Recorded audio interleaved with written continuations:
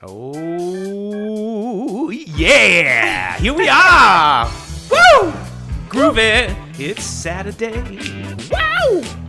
You are excited. Wow. Damn straight. Woo. All right, everybody. Welcome back. This is the second episode of Plate and Ponder.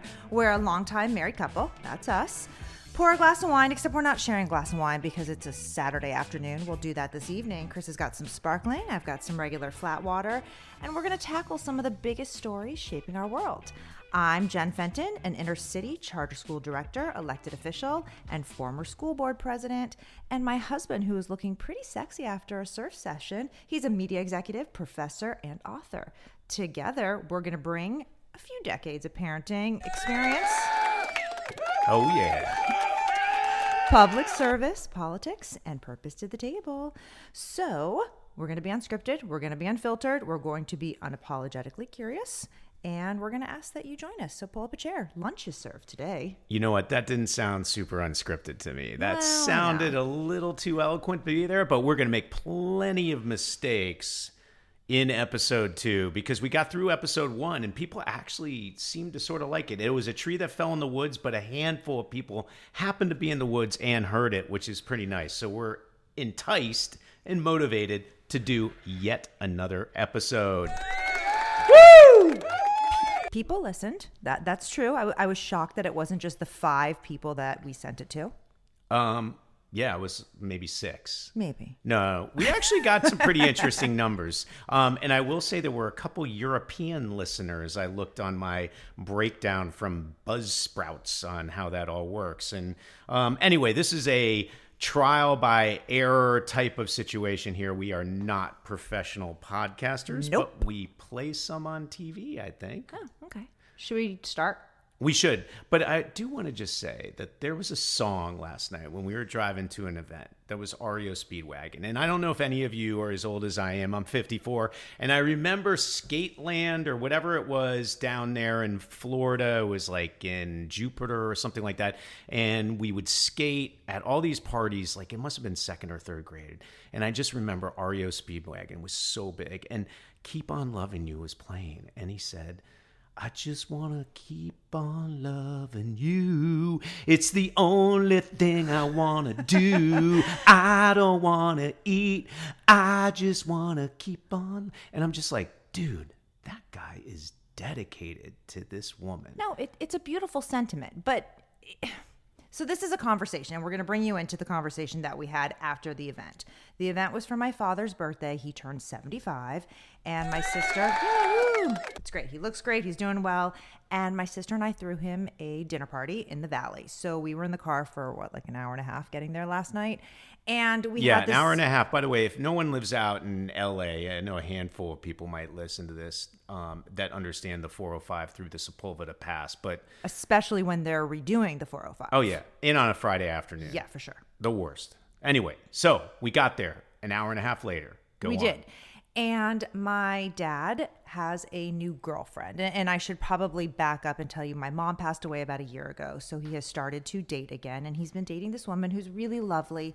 And he's making him happy and smile. And my sister and I are really excited about this. But the conversation then kind of went on when we drove home from dinner. And Chris told me that he's not going to date after I die. He made this proclamation, and I actually lost it on him. I'm like, this is so disingenuous. Oh my I don't God, understand. Did you lose it on me? Oh, it's the worst. But when I feel you like you're lose it on lying. me, it just makes it go, oh God. Okay, why but I did feel like say you're that? lying. Because here's the thing. There have been studies that have shown men say their wives are their best friends. Oftentimes, men don't have the same group that women do, right? We have our sisters, we have our aunts, sometimes we have our mothers, we have our friends, we have the people we work with, we work out with. There's just a group. Men don't have that same thing, so I think they look to their wives for that relationship, for that social interaction, for that emotion. So that's why I think men tend to remarry or tend to date much sooner than women do after a spouse dies. Yeah, I mean, first of all, you're looking at me so differently this episode because I have pants on. It's so funny. And they are the lacrosse pants that anybody who knows you will know that you wear. Yes, but I feel so fresh and clean from the ocean today. I got to say, it was awesome. I was out with a good buddy, and these dolphins came right up to us. It was the closest I think I've ever been to those big porpoises, and wow, what a magical moment. But back to what you were talking about. Yes, I am pretty much thinking I'm going to dedicate the rest of my life, heaven forbid if you passed away before me, to being the male version of a cat lady. I'm going to have Flynn by my side and several other dogs, and I will live happily ever after, unpantsed, with my dogs. Well, then you're going against the norm, because I'll tell you, in one study, it said that after a spouse dies, approximately 61% of men remarry or get involved in another romance versus 19% of women. That's pretty crazy. Right? Wow. Well, but I just don't. I wouldn't even know how to go about dating, honestly. Well, that's a different story. We've been together for so long. I don't know how you do the online dating. We met at work, which I know is not allowed anymore. See, I feel like I would go to a club and be like, yeah, ladies, do you remember how to dance and groove? Woo! Here we go. Yeah. Look at my dance moves. I got the lawnmower. Yeah. Woo! Is that how you do it nowadays? Can you pick up ladies that way or no? Well, when you say ladies like that, I don't think that's enticing either. Okay, sorry. But I spoke to my friend Katie about this. Oh, you did? I did. Okay. And what did she have to say? That she thinks you're being crazy, just like my sister does. It's not like you're trying to replace me. Everybody knows that. It's not like you're saying this is better or worse. Humans are biologically wired to have social connections. And I think that's why people tend to get into other relationships after they lose a spouse. I don't know. I just feel like I'd be a little like Chris Martin. I'd bleed myself dry. Ding, ding, ding, ding. Was that Yellow? What song was that? That was a good song. I remember the first time we heard it, and you're like, God, this is so romantic. And I thought to myself, God, no, it's not. It's weird and creepy. You know what? Speaking of which, that Instagram where that guy that's like my age and he just jams DJ songs from the 80s. Oh, yeah. That I like guy him. is the coolest guy ever. I do like him. We should give him a shout out in our web notes in case anybody checks that out. So anyway. His name is DJ Eric Rhodes. Definitely look him up because he does these like 5 to 10 second interludes of all the songs you grew up with. Oh, he's awesome. Is thebomb.com, if I'm allowed to say that, or is that the anti-glaze term from 15 years ago? I don't know. He talked about the kids. All right. So did we cover it enough? Because I do feel like I do want to be the male version of a cat lady. But maybe you're right. Maybe you're right. Because I don't know. I look into your eyes and I just feel you're my brown-eyed girl. Thank you. And I love you. But I think to put these like hard and fast rules just to say you're never going to date, you're never going to find anybody else if I die before you, I just think that's ludicrous. Okay. So let's put a pin in this one because we can bring it back to episode 75 and we can talk more about it. I like that, manifesting. I do have to go on a little bit of rant. Since like the early 2000s, my University of Miami Hurricanes have let me down again and again and again. And of course, last night they lose to Louisville, Carson Beck, with 4 interceptions. It was just very sad for me. But at the same time, we have this Japanese absolute phenomenon, Ohtani, for the Dodgers. And I was paying attention to that game last night. And he was while you were at dinner? Well, did I just call you out? Yeah, a little bit. I had to go to the restroom once just to check the score. But he had 3 home runs and just pitched a hell of a game. He was essentially a Babe Ruth. It was unbelievable. And then we are doing this podcast right in the middle of a bunch of college football games. But I will tell you, I'm going to glaze Crotty, who is having a hell of a game, for Johns Hopkins. So clap. shout out. D3 football GOAT. Yeah, we saw some pretty impressive plays. Yes, we did. Thank you, Mr. and Mrs. Crotty, for sending us that game tape so we can give a proper shout out to the player of the day. So wait, we've actually glazed a few friends today. Yes, we've talked about Katie. We've talked about the Crotties. Who else are we going to bring in? Oh, we're going to constant glaze. It's just going to be a glaze. See, you have friends. But by the way, aren't my favorite donuts at Best Donuts the glazed, the old-fashioned glazed? I love those. And then on top of it, the bear claws and and the apple fritters that are so well glazed. Like a pound of glaze is on each donut. It's fantastic. Anyway, let's talk about more important stuff. Today is the day where, as a republic of which we stand, lots of people are protesting the fact that we have a king and it's a no king's day. What do we think about that? Because honestly, it's on college football day. So I don't feel the willingness to get out and protest this. Do you? I was at work this morning, so I did not protest it. What do I feel about this? It is a constitutional right.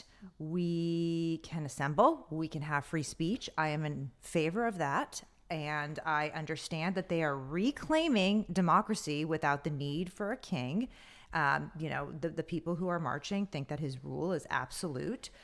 House Speaker Mike Johnson even called it the Hate for America rally. I'm not really sure it's the Hate for America rally.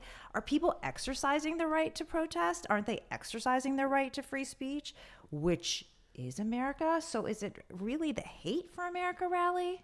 I don't know. I had to have a little alcohol as you were going through that just to sip through it. Because honestly, I feel like we should protest protests because there's just so many protests. Like I'm getting protest fatigue a bit, right? Well, kind of like the conversation we had last time with the government shutdown, which actually parlays into this topic because you have state and federal workers who are overseeing security in a lot of these cities for the protests, but the federal workers, because of the government shutdown, aren't getting paid.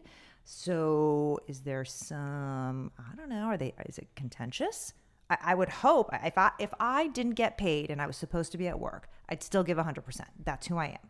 I would hope everybody's like that, but are they? Are the federal workers absolutely fed up and pissed off that the government shutdown is still happening? Do you think they are joining the protest now because of that? Will we see bigger numbers or will there be fatigue? I'm feeling fatigue. I'm feeling fatigue even from the description of what you were telling me about all these protests, because honestly, there's so many great things to be excited about for this country, whether you have TDS, Trump derangement syndrome, whether you love Trump, whether you are a fan of Harris, whatever it is, we all just need to relax and chill and groove a little bit so that we can You're enjoying that music today. I dig it because it's got sort of like a 70s, I don't know, porn feel to it or something weird, right? Like something where you would see Dirk Diggler in. I don't know. I don't know what that is. And I haven't had a chance to do this yet either. But the sad trombone is a great sound effect. Yeah, but we haven't needed to yet. No, we haven't. Well, can I do that? No, you know what? Protests are important. They are important, but the right to assemble, the right to free speech. This is our Constitution, First Amendment. This is what we fought for. I know, but I also think about it's 72 and sunny, and I was out surfing today, and these dolphins came up to us, and these sparrows flew over our heads, and I was just like, this is a crazy, beautiful day. I respect you spending your day that way. Yeah, and then there's Notre Dame USC later, which, by the way, we know our son is going to be all about Notre Dame. I have to root for USC. You do? I do. I'm a professor there. Humble brag. Yes. Humble brag. I'm calling it out that I am a humble bragger. We got some notes on that one. Crap for that, but that's what it is. So anyway, all right, back who to else? Who else are you rooting for today? I know that there's the Texas game. I was rooting hard for Vanderbilt. Phil Brodkin, we're supporting you and your teams. Shout out to Phil Brodkin and the multiple teams that he roots for. 2 burnt orange teams that he roots for, Tennessee and Texas. There you go. I will say that I am really excited when the smart kid teams win. Like Vanderbilt beat LSU today, which was an incredible game. They have this amazing quarterback that just pulls off the impossible. I was really proud of them. And I'm just excited to see the Trojans take down the Irish at 4:30 Pacific today. So anyway, that is college football wrap up a bit. Oh, by the way, Franklin was on game day today. You know, he was the Penn State coach that was fired even though he made He the got Final paid a Four. lot of money in that payout. Yeah, it's like $56 million. Or What whatever, did it but break down to per week? Didn't it say like the per week and the per day estimate? There were a lot of crazy numbers. I actually feel like he should go coach, since he has to apparently work out the rest of his contract over the next, whatever it is, 8 years. And if he takes another job and they pay him, say, X amount of money, he has to deduct that from what Penn State owes him. I would say, hey, Penn State owes you this money. Go coach like an inner city football team that's got a broken program. Yeah, I like it. Don't take a salary. And how great would that be? You get paid whatever, you're $8 million a year from Penn State, and you're helping bring back this broken program because all the different prep schools and stuff took all the players. Imagine keeping them all in that small part of, the inner city or whatever it is, and becoming like what is it, the Morgan Freeman of, what was that movie where he was the principal of that tough school and he brought it back, remember? No, but it does sound like a movie. So good. It sounds like a TV or a movie show. And didn't Michelle Pfeiffer did one of those too, like Dangerous Minds Dangerous Minds with Coolio? That song? Was that Coolio? I think so. God rest his soul, he passed away, didn't He did. Or was that Ice Cube? Or No, Ice T? Ice no, T, no. I mean. It was Coolio. Anyway, good movies back then. In fact, we actually what watched are we a couple seeing next weekend? Well, let's talk about the two movies that we saw in the past few weeks. We're doing this thing where we're watching movies that neither one of us have seen or we haven't watched in a while. The first one was Magnolia with Tom Cruise.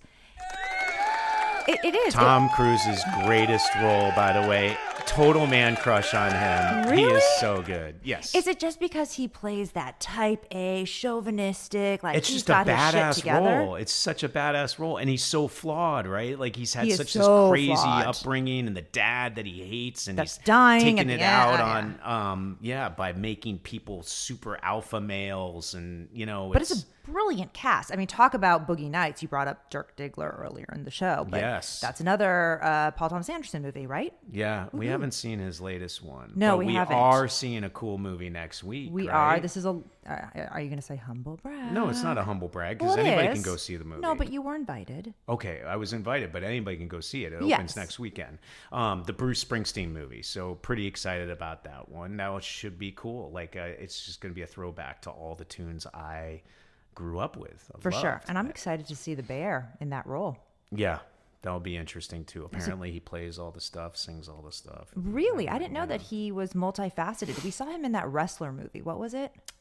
Iron Claw. With that, yes, and he was really good in that. That was with Zac Efron That from was. Disney. Anyway, we have like the ADD of podcast problem here. We Should we be kinda do. taking Adderall or Ritalin or something before we do No, this? that was a comment somebody else made that we should really focus on a few topics instead of bouncing all over. That was Ben Padnos. Yeah. He said you should go long form and talk about subject. And I'm like, Do people want to hear that? I don't know if our knowledge is deep enough to go into that, and it gets less exciting, and it's not like you can't just go like this. Yo, we're gonna speak about China trade issues. I think maybe we do a drinking game. How many times Drinking Chris games. Fenton Yeah. plays the groovy music? Oh, yeah. It's like Andy Cohen's Clubhouse. Oh my gosh. And what's even better is at some point I can do my large robot voice. Not which is sure really how cool, that too. works with the segue into China relations. Okay, so let's talk about China trade. Okay, I that's had a something I feeling. know a little bit about. In fact, But you're not going to go on a tangent. no, I can't. I won't. But I can. I mean, do I I can- wrap it up if I you're can going go, long? Dwe minunu ha kan go lai, kan go lai, kan go Do lai. you want to explain what you're singing? That's a Mandarin folk song that I know the words to, and I rip out at the karaoke bars there, and they love it. They see The crowd goes wild for Chris they Fenton. see the white dude singing an old Mandarin song. All right, They let's go love into it. China trade because I know you want to Well, talk China about it. trade is really interesting because it makes you realize how delicate our supply chain is around the world. Whereas I'm looking at Samarium-Colbalt magnet problems that F-35s have because, That's beyond my pay grade. well, by the way, every F-35 uses 50 pounds of samarium, right? And that's a rare earth that 70% of it is mined in China, yet 90% of it is refined in China. Okay, I'm just going to call out our friend Lawrence. I feel like this is like Saturday might be the call-in show, right? Where we get to mention all of our friends, the friends that you have too. Yeah. Lawrence was so impressed by you. He's like, wow, you're smart. Yeah, that means a lot too because he's a doctor. True. But yeah, when doctors say you know something, it's anyways, sort go of on an about interesting thing. about your planes and all Yeah, that. well, so anyway, like I look at the China trade issue in a different way than you do, right? Like, Right. because you're like, oh my God, my Amazon next day delivery is not coming because apparently my No, it still comes because I whatever- pay extra for it. Okay, but like, what if it's stuck on a boat coming from China? that's Then the you get really worst. mad, right? And or these things that you're buying for stocking stuffers for Christmas might not be coming. Well, I I'm think they're going to be going- more expensive this year for sure. Right, or maybe you can't get it, or maybe you have to buy some that are made in America, heaven forbid. Well, right? that's Like, isn't that the could be point of the cool. tariffs? We are supposed to bring back industries. We're supposed to bring back business. We're supposed to bring back trade. That is the point of it, correct? We are supposed to bring back as much manufacturing as possible in the highly skilled parts of that sector, right, of manufacturing. So we won't necessarily care as much about bringing back t-shirt manufacturing, but when it comes to maybe high-tech components that, for instance, go into an iPhone or something like that. So we're or, cherry picking. Well, we want good jobs here. We want people that I are understand making that, but healthy wages. We're right? cherry picking a little bit. We're saying, okay, the t-shirt manufacturer, we can stay in China, but the phone manufacturer, we want back here. The automotive, we want back here. Yes. And well, there's Right? that. You see what I'm saying? Yes, 100%. I see what you're saying, and I love seeing you say that. So not only am I seeing what you're saying, but I'm seeing you say you. what I you're feel saying, which seen. makes me see so much clearer. I feel and I have glasses seen. on too I'm wearing my because glasses I can't see today, anything. too. Oh, by the way, how about the fact that I couldn't read the menu at all last night? that was the hard. worst. That was so hard. I couldn't figure out where my cheap Cote de Rhone was on the menu. We had to maybe- bring the sommelier. Yes, which is really embarrassing because Cote de Rhones are not the expensive bottle that you'd have to go up to the Chateau Okay, Neuf let's de let's Pape. wrap this up and okay. go back to China. All right, and so I'm going to go to China here, here's the issue. Okay, so we offshored a lot of manufacturing, and that had to do with really cutting costs to make to produce various odds and ends, right? And make consumers feel like, hey, great, now I can get better bargains, okay? Then on top of it, what we did too is we offshored our smokestacks, right? We said, EPA, we are environmentally conscious here in the United States of America. We can't do things that are dirty to produce in the US because that just makes our air bad. So instead, we're like, you know what? We're going to move our smokestacks over to China because they don't really give a crap about how bad they treat their environmental So it's NIMBY. issues. No, so It's a here's little NIMBY. it's 100% NIMBY. It's the Right. same thing as an electric car, which, by the way, I don't get the electric car because I do love electric cars. I think they're really interesting and high tech and stuff, but we're still using fossil fuels to essentially power most of those cars. So each car is essentially a very tall smokestack that blows the fossil fuel stuff somewhere else because it's using clean electricity here, but that electricity is made dirty somewhere else, right? And we also discussed last episode why I can't get an electric car because I am notorious Yes. for driving it with no gas, and I probably would forget Ye- to charge it, and I'd Yes. end up in Palm Springs with You no. are the one person that has somehow figured out that when your gas tank says 0 miles left, Oh, there's still that more. actually means it has 17 miles left I to don't know go. if I'd go 17, maybe like 7. But my question is, how'd you even test that? Like, you just kept pushing it and seeing if, like, do I How run far out can I now? go? Do I run out now? Like, it's an unbelievable let's accomplishment, go back. I have We're to say. ping-ponging. But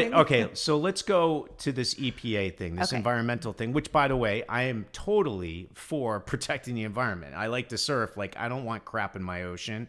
I like to ski. But it's not I in like my clean air. backyard. It is Right. NIMBY. So- So we are putting it to Right. somebody else. So we are we forcing somebody else. Exactly. So we shot our smokestacks over to China. But the other thing we did is when it comes to refining resources, particularly rare earths, we go, even though we have plenty of rare earths here we could mine, those mines are super damaging to the environment, even though they're in the middle of the desert in Nevada for most of the cases. But We decided we won't mine them here. And then on top of it, what's even dirtier is refining them. And refining them, we decided the only place that should do it is have China build that infrastructure. So now we've essentially become completely reliant in all areas of whether it's technology, automobiles, components for technology or in electronics, all the way through our military system. We have no access to rare earths, and that is the chokehold that China has over us, which is creating such an issue for the Trump administration, right? Like, Trump pulled the fire alarm. He said, hey, we got this major problem with China. I'm going to fix it. And then when he digs in there, he realizes we got 40 years of bad policy that has been shaped by reckless capitalism that has created this rat's nest of intertwined economies that you just can't simply bifurcate yourself from. But that's what he tried to do. And that's what, I think from my impression, that's what the tariffs tried to do. We are going to bifurcate. This was kind of his one fixed solution. He is trying, but then when it's not. If you're telling me it's a tangled web, it's a tangled web. So okay, if you were in office, can I ask a question? If you were in office, what would be the first thing you would have done? Well, first of all, I'd have dreamy, a cool entree into DC, and then when I walk into the White House for the first time, I would have music like this playing in the background. Again, this and a lot of people part of the drinking cheering game. And all that kind of stuff. Okay, but no, let's go back to serious. What would you do if you were in office? And I know this is a little bit of a loaded question, but you are the China expert and you've done a lot of research. I think you've spoken to a lot of, top-notch official people in various sectors. The tariffs, that wouldn't have been your first action item, or you think it would have been? Here's what, if you really are asking my professional advice, and I swear if I had an opportunity to talk to Trump about this, I would say, President, if you don't mind, here's one piece of advice. Face means everything in China. Face is everything. Losing face is the worst thing that can happen to a Chinese person. Xi Jinping is no exception to that. If you are making progress in a deal, let the Chinese talk about the progress that they have made in that deal with the United States first.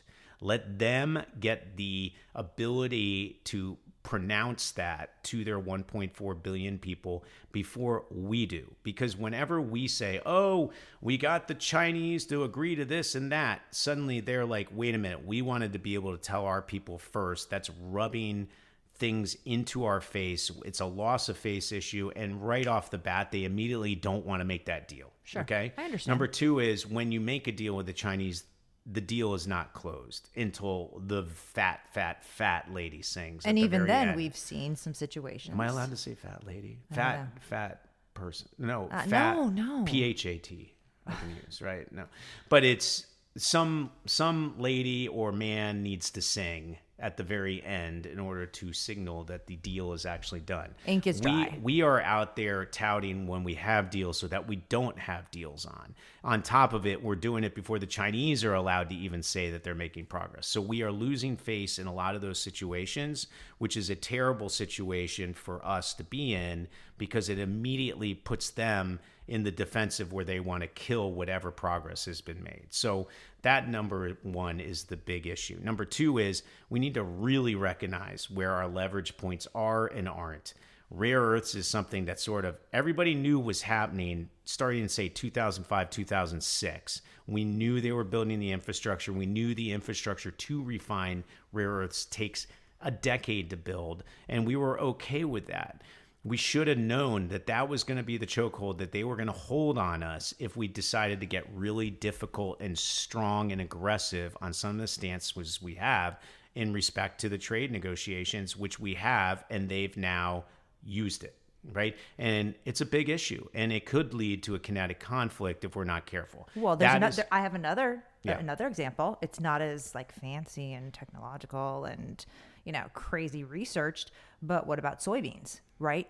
China was totally reliant on the U.S. for soybeans, And we thought once we started doing, these tariffs and trade deals that we would be able to monopolize the market. But in turn, China was like, sorry, I'm out. And they've gone to Argentina and Brazil, and they've gone to other places. That's a big one because, let's go on that. Okay, let's go on that. So what's happening is we thought we would have China, right? We thought we'd have them in the palm of our hands. Right. They then went to another resource, another place to get their soybeans. So now we have a lot of inventory with nobody buying it. So that means that we're putting additional financial strain on our farmers. So what's crazy about it is that in a way we had the same leverage that they have on rare earths. They need our soybeans, right? But where the big problem occurred is the fact that we don't have our allies aligned with what we're trying to accomplish with China, right? Because if China had nowhere else to go for soybeans, the same way we have nowhere else to go for rare earths,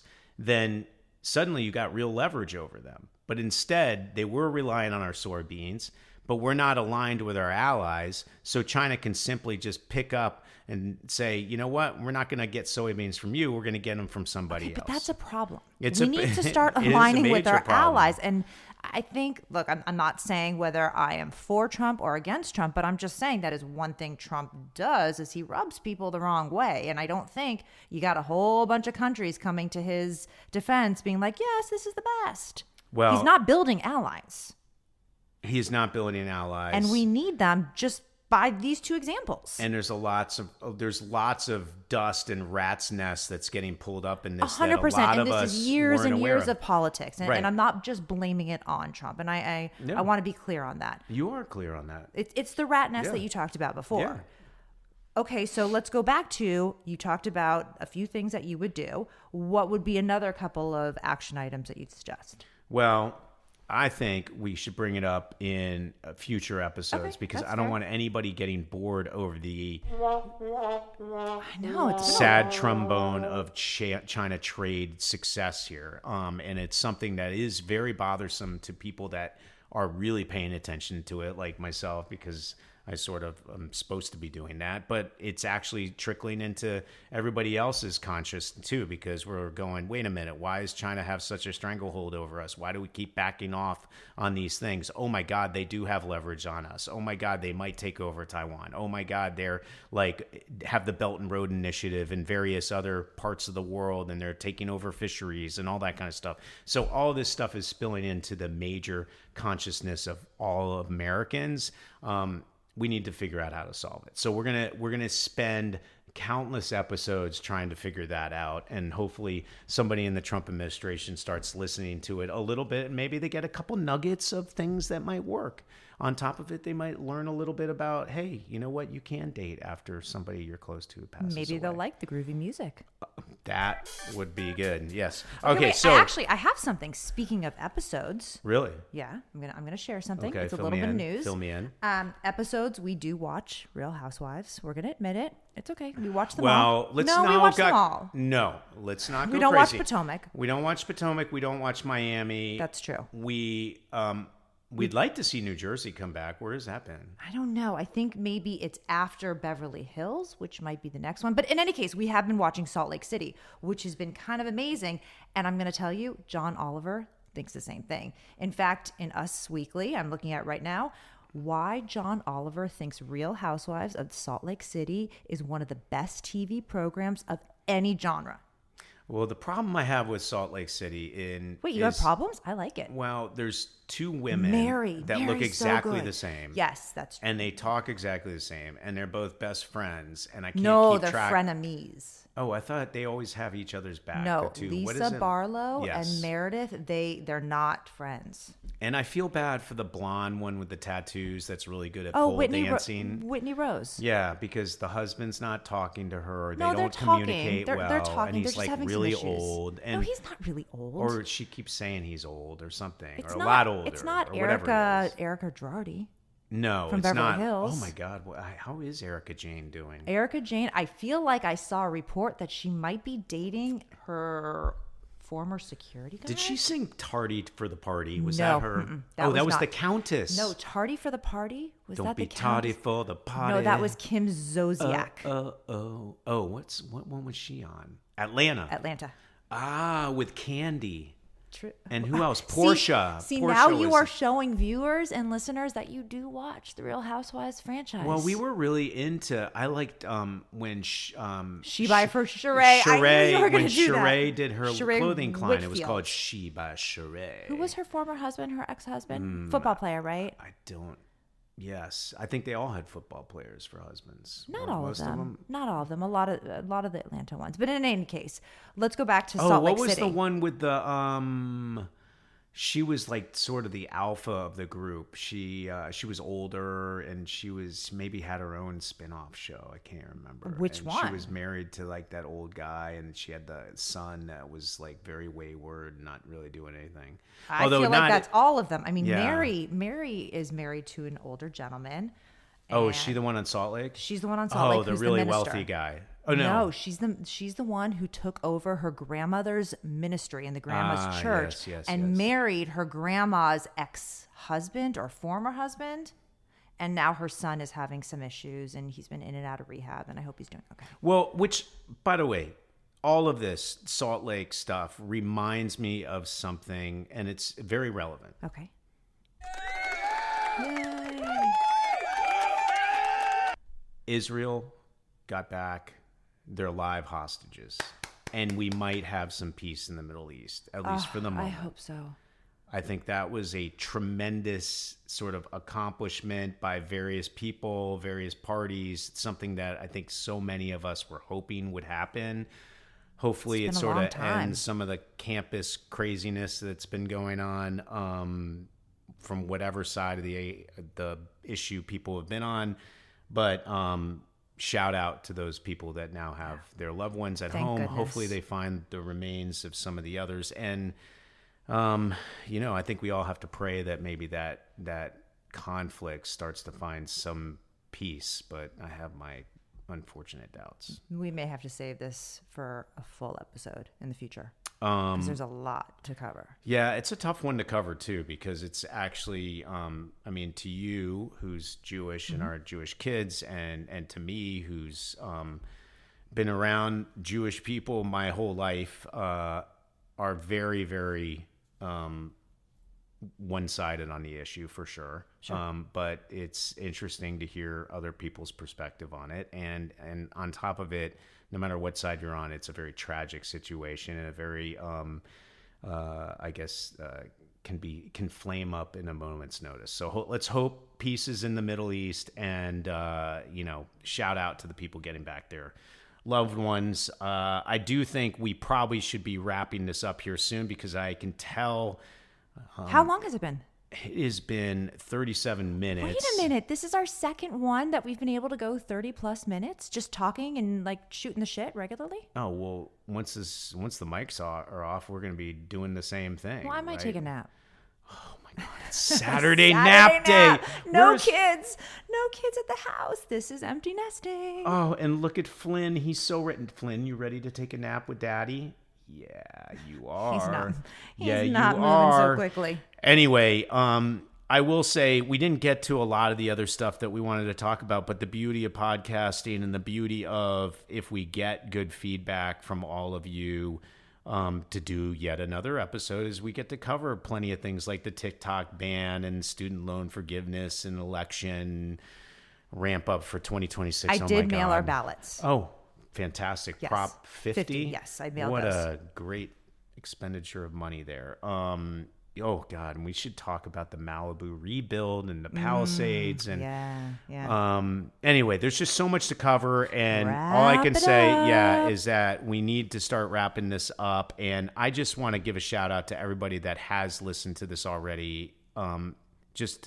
It's really cool that, a tree fell in the woods and some people witnessed it. So thank you so much. We will be back on in a couple days, unless everybody tells us, hey, you know what? That's enough. We don't need to hear you anymore. So for today, a Saturday, have a great I wish you all a groovy beat and just chill out. It's a Saturday night. Go USC Trojans. I want to keep on loving you, 'cause it's the only thing I want to do. I don't want to sleep. I just want to keep on loving you. Hey, Flynn, Yeah, you know it. My singing's like your dog whistle. Oh, yeah. Bye-bye, everyone.